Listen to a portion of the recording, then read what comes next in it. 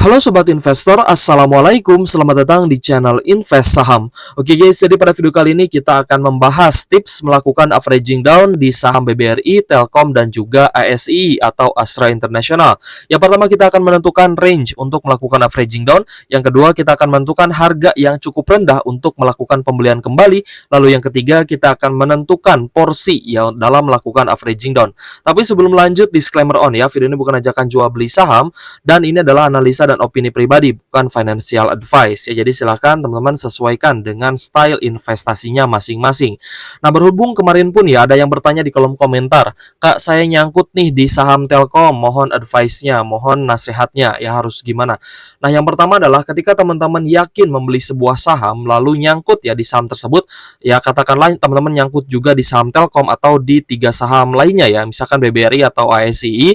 Nah, apakah ketika nyangkut harga sahamnya turun itu membuyarkan keyakinan teman-teman terhadap saham-saham dengan fundamental bagus ini? Tujuan awalnya apa? Apakah tujuan awalnya untuk melakukan swing? Ya, berarti kan harusnya buy on weakness, bukan buy on technical rebound seperti itu ya. Lalu apakah teman-teman juga sudah melihat kondisi marketnya? Kan ini kan memang kondisi marketnya sedang down. Jadi wajar ketika teman-teman beli, malah lanjut turun lagi sehingga mengalami nyangkut ya di saham-saham yang mungkin fundamentalnya bagus, tapi teman-teman merasa merasa risih ya, mungkin kenapa sih kok saya nyangkut terus ya, ketika beli saham kok tiba-tiba turun terus, tapi ketika dijual harga sahamnya naik gitu ya. Nah, inilah teman-teman harus mengevaluasi kembali apakah memang style investasinya sudah cocok atau tidak. Ya, lebih baik kalau misal teman-teman memang sibuk dalam pekerjaan ya, teman-teman tidak mau ambil pusing, lebih baik teman-teman tetap beli saham yang bagus, rutin bagi dividen dan melakukan dividen investing. Yang pasti nanti psikologis teman-teman akan lebih terjaga gitu guys ya, karena setiap pembagian dividen teman-teman akan dapat free money ya guys ya dari dividen ya, imbal hasil keuntungan dari investasinya teman-teman, dan setiap tahun itu akan lebih besar dividennya. Karena kenapa? Karena setiap bulan kita menyisihkan uang kita untuk kita melakukan DCA, dollar cost averaging, di saham-saham ini gitu guys ya. Ya terserah lah sahamnya, teman-teman silahkan cari lagi ya yang mungkin lebih menarik ya, entah itu saham batubara juga boleh gitu guys ya, saham consumer juga boleh ya, pokoknya banyak ya saham yang rutin bagi dividen di bursa saham. Nah, kembali lagi ya teman-teman, kalau misalkan memang mau mengambil kesempatan ya guys ya, dan teman-teman melihat bahwa penurunan harga saham ini sudah dalam kondisi yang sangat bagus untuk melakukan pembelian, maka teman-teman berarti sudah paham gitu ya apa itu investasi. Tapi kebanyakan ya karena memang mungkin pemula juga, nah ini kita bahas juga nih ya apa yang sudah disampaikan oleh Warren Buffett ya. I will tell you how to become rich. Saya akan mengatakan kepada kalian ya bagaimana caranya untuk menjadi kaya. Tutup pintu ya guys ya, close the doors. Be fearful when other are greedy. Jadilah takut ketika orang lain itu serakah ya atau tamak. Atau teman-teman harus takut, harus warning ya, mewarning diri sendiri kalau misalkan banyak investor yang mereka itu ini ya greedy ya, yang mereka itu FOMO, banyak FOMO di saham A, B, C misalkan ya. Nah, itu teman-teman harus mewarning diri. Ya siapa tahu nanti bubble-nya pecah, siapa tahu nanti dia akan anjlok gitu ya kalau misalkan sahamnya sedang di FOMO gitu ya. Tapi teman-teman harus greedy ya, be greedy when other are fearful. Jadilah greedy ya atau tamak ketika orang lain takut gitu ya. Jadi ketika harga saham turun pasti banyak orang yang takut. Oh, ini kita jangan masuk nih ya, harga sahamnya lagi anjlok ya. Apalagi ada yang bilang BBRI the next Unilever ya, ASI the next Unilever, the next HMSP gitu ya. Oh, BBRI the next BTPS katanya gitu ya. Nah, itu kan ibaratnya istilah-istilah yang menjadi ketakutan atau fear ya guys ya, yang berlebihan ketika teman-teman membeli saham yang memiliki fundamental seperti itu. Nah, per hari ini ya di sesi 1 kita melihat BBRI ada kenaikan 3,41%. Nah, gimana nih menyikapinya? Kalau kemarin kan kita melihat BBRI itu dia turun terus ya, bahkan di hari Jumat pun ini masih turun. Bahkan kemarin ya kita buka itu hari Rabu guys ya. Hari Rabu kemarin itu dia masih turun ya, sempat naik tapi turun lagi. Nah, ini kan berarti teman-teman melihat ya bahwa kemarin closing itu di 4.100-an. Dan hari ini malah naik ya 3,41% ini di sesi 1 ya guys ya. Pada hari Kamis tanggal 20 Juni 2024. Nah, yang pertama kembali lagi, Nah, kita akan menentukan range untuk averaging down ya. Kalau misalkan pemahaman teman-teman tentang investasi sudah benar ya, beli saham itu di harga bawah, bukan beli saham itu di harga atas. Nah, maka kita akan terapkan dalam metode averaging down ya, meskipun tetap dollar cost averaging atau kita cicil beli. Yang pertama menentukan range untuk melakukan averaging down. Misalkan gini guys ya. Nah, di sini kan kita ada range ya. Misalkan pas dia di harga 4.800 ya, sempat naik lagi ke 4.800 bahkan ke 5.000, tapi pernah turun sampai 4.600. Nah, guys ya di sini ya 4.600. Nah, maka ketika teman-teman memang mau ambil kesempatan peluang di harga murahnya BBRI ya, maka teman-teman harus cari di harga 4.600 lagi gitu ya. Misalkan teman-teman lihat BBRI turun sampai 4.600, lalu dia naik lagi sampai di 5.000. Nah, maka teman-teman jangan beli di 5.000. Jangan beli pas ada technical rebound. Ya, hati-hati karena ini kan saham yang downtrend. Nah, ketika harga sahamnya turun lagi, menyentuh kembali level 4.600, bahkan sempat ke 4.500, ini waktunya teman-teman akumulasi. Entah itu untuk dividend investing, entah itu teman-teman untuk swing trade gitu ya. Maka ketika sudah mempunyai range untuk membeli saham BBRI, teman-teman nanti akan mendapatkan bahwa ketika technical rebound itu akan hijau portonya gitu ya, kalau misalkan memang baru masuk. Nah, ini kan lumayan ya, ada cuan sekitar 9% ya sampai harga di 5.000-an. Kembali lagi back to 5.000. Nah, di sini teman-teman terserah mau profit taking dulu ya sambil menunggu ekonomi kita pulih lagi atau mau di hold aja gitu ya. Terserah teman-teman, sesuaikan dengan style investasinya. Mau swing, kalau swing kan harusnya di TP ya. Ini 9%, 10% harusnya di TP. Kalau misalkan dividend investing ya udah hold aja. Berarti teman-teman punya average di 4.500 sampai 4.600. Dan jangan beli lagi ketika harga sahamnya sudah naik seperti ini. Ya, sudah ada technical rebound, teman-teman jangan beli lagi di atas. Seperti itu. Lumayan ya, ini cuan 10%. Nah, tiba-tiba ternyata range averaging down teman-teman ini ditembus ya guys ya, dia breakdown. Dia turun di bawah 4.600, turun sampai di 4.300. Nah, maka ketika teman-teman mau beli lagi, itu berarti harus dilihat dulu. Tadi kan sudah cuan 10% ya, sudah naik 10%. Nah, ketika teman-teman sudah loss, ternyata loss nih. Ya, loss dari harga 5.000 ke 4.300, ini loss 14%. Nah, berarti ya teman-teman bisa melakukan averaging down lagi di harga yang lebih rendah daripada pembelian sebelumnya. Jadi jangan beli lagi di harga yang sama gitu ya. Kalau misalkan memang averaging down. Namanya juga averaging down ya, berarti kita beli di harga yang lebih bawah lagi. Nah, ketika dia menyentuh level 4.300 ya di tanggal 30, lalu tanggal 31-nya kembali lagi turun di 4.300, maka teman-teman bisa spekulatif buy di area sini gitu ya. Ini kan udah beli di 4.600 ya. Ini loss, floating loss, lalu teman-teman melihat BBRI di 4.300. Nah, maka pembelian yang terbaik adalah di 4.300 gitu ya untuk averaging down. Lalu ternyata 4.300 juga di breakdown lagi nih. Ya, tadi kan ada breakdown ya di sini. Ini di break ya, dia turun lebih dalam, lalu teman-teman buy on weakness di 4.300, ternyata dia naik nih ke 4.500 ya. Kalau misalkan kita lihat technical rebound-nya sekitar 5-6% untuk BBRI. Lalu BBRI ini malah breakdown lagi, tembus di bawah 4.300, dan di tanggal 19 Juni kemarin ya, hari Rabu kemarin itu dia sampai di 4.100. Sebenarnya di pas closing ya, sebelum kita Idul Adha itu dia di closingnya di 4180 guys. 4180 closing. Nah, berarti kan pembelian yang terbaik adalah di 4.100. Maka jangan beli ketika di 4.200. Seperti itu guys ya, untuk menentukan range kita melakukan averaging down. Maksimal itu ya 4170 lah ya, 4170, 4180 itu maksimalnya gitu ya. Jangan beli lagi ketika sudah berada di range tersebut gitu guys.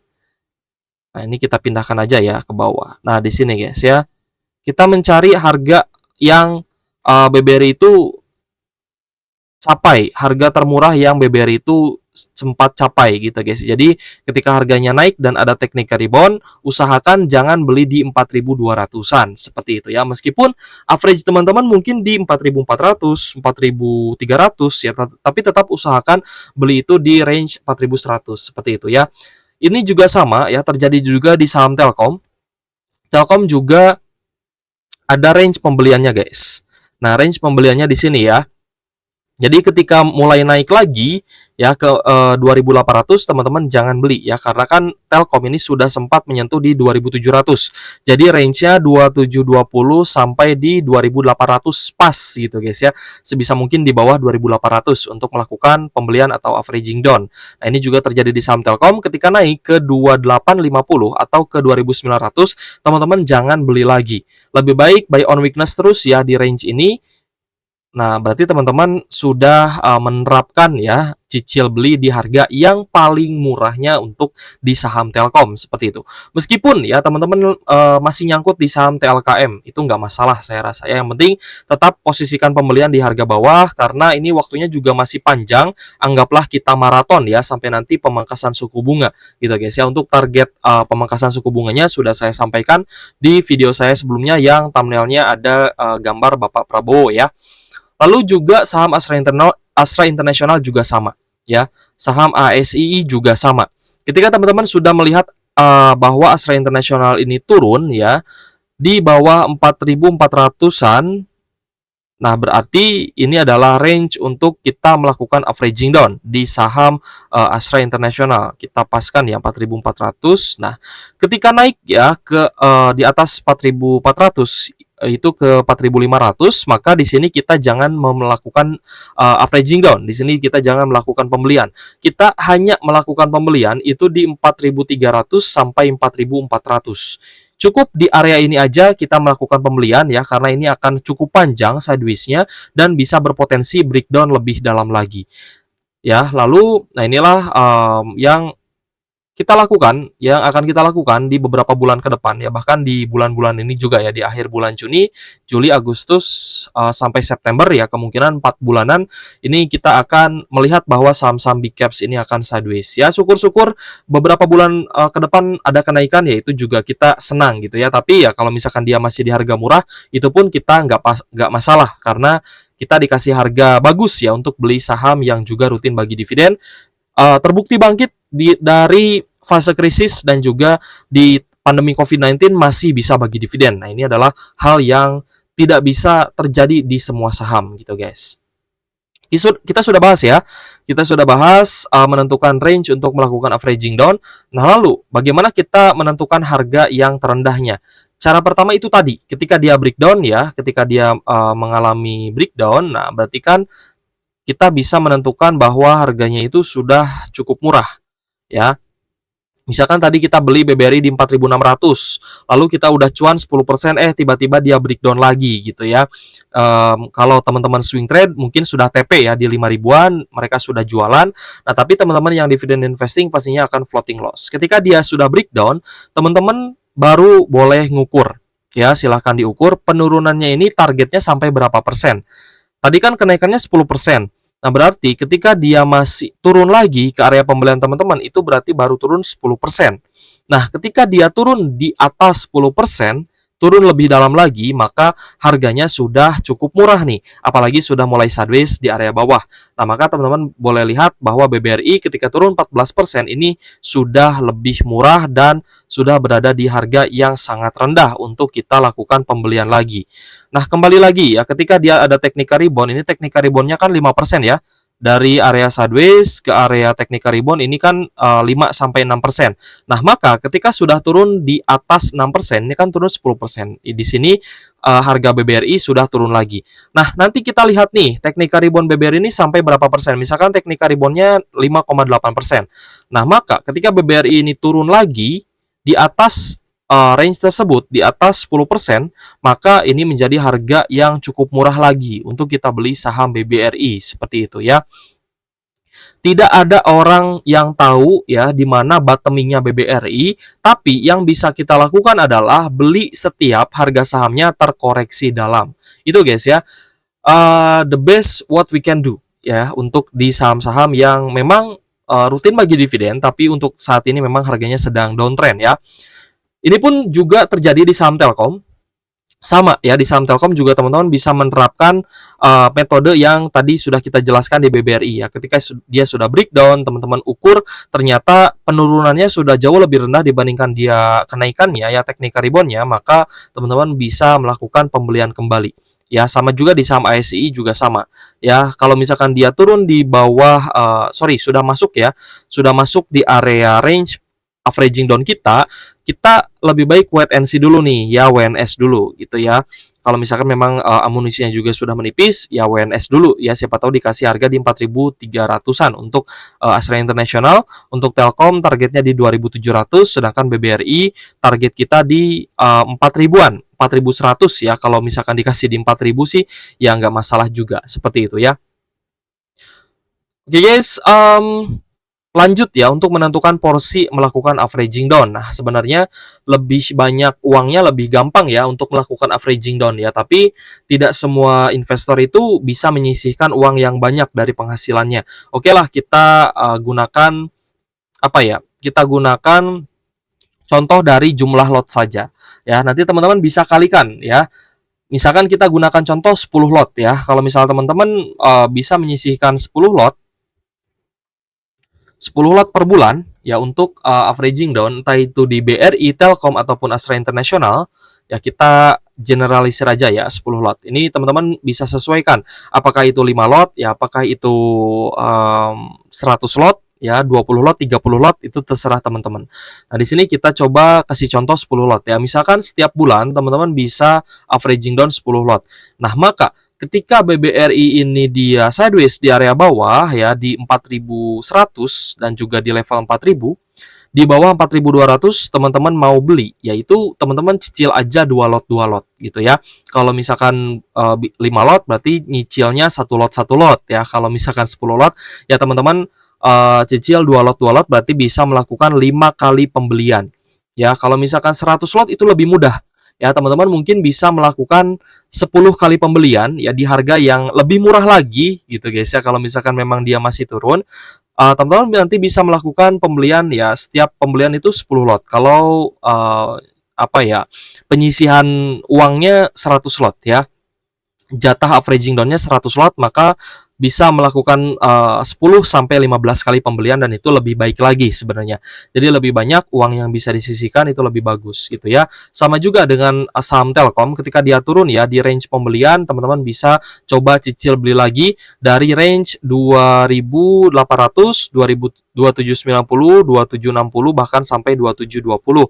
Untuk Astra International, teman-teman bisa cicil mulai dari 4.000, di bawah 4.400 ya, 4380, 4350, bahkan sampai 4.300 bahkan ya. Nah, di sini teman-teman bisa cicil beli. Hanya cicil beli di area merah ini gitu guys ya.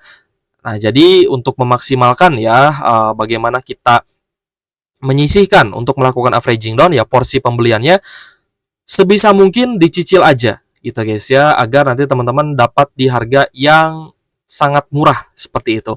Ibaratnya gini guys, meskipun average kita itu turunnya pelan-pelan, tapi setidaknya kita sudah bisa melakukan averaging down di harga yang cukup murah gitu ya. Ketika murah beli, ketika murah beli, ketika murah beli, itu nggak masalah. Nah, nantinya akan terasa ketika teman-teman harga sahamnya sudah mulai naik lagi, dan teman-teman nanti sudah menerima dividen. Oh, ternyata saya sudah ngumpulin di BBR ini, gak kerasa ya udah 90 lot, gak kerasa udah 100 lot, gak kerasa ya udah 500 lot gitu guys ya. Padahal teman-teman cicilnya itu perlahan-lahan gitu ya, secara konsisten. Target misalkan 5 tahun, 6 tahun, 7 tahun, teman-teman nanti akan dapat penerimaan dividen yang jauh lebih berbeda seperti itu ya. Nah, hari ini BBRI ada teknika rebound ya, naik 3,4%-an, ya Telkom masih merah, Astra International juga merah. Untuk saham-saham perbankan rata-rata kita melihat adanya kenaikan teknika rebound ya guys ya. BRI, BCA, Mandiri, dan juga BBNI, BBCA juga sama gitu guys ya. Itulah yang menyebabkan kenapa hari ini IHSG-nya juga mengalami kenaikan 0,82% guys ya. Tadi saya belum lihat saham brand, mungkin brand juga ada kenaikan ya. Karena kan nanti brand kemungkinan akan FCA hanya 7 harian gitu ya. Nah, ini juga ada sentimen yang cukup positif ya. Kemarin rupiah kita sempat menguat lagi, sempat menyentuh level 16.486, hampir 16.500, tapi ini mulai ada penguatan kembali ya, bahkan sempat ke 16.348. Itu dikarenakan adanya surplus ya di dalam neraca perdagangan Indonesia. Nah, tetapi ya guys ya, memang investor asing ini cukup cerdas ya. Ketika Indonesia ini sedang ada sentimen negatif gitu ya dari peralihan Presiden Joko Widodo kepada Presiden Prabowo. Nah, ini investor asing malah melepas ya investasinya di Indonesia, baik itu surat utang atau obligasi Indonesia dan juga saham-sahamnya itu banyak dilepas ya, dan nanti pasti akan balik lagi guys, pasti akan balik lagi ketika sentimen negatif tersebut sudah mulai menghilang gitu ya.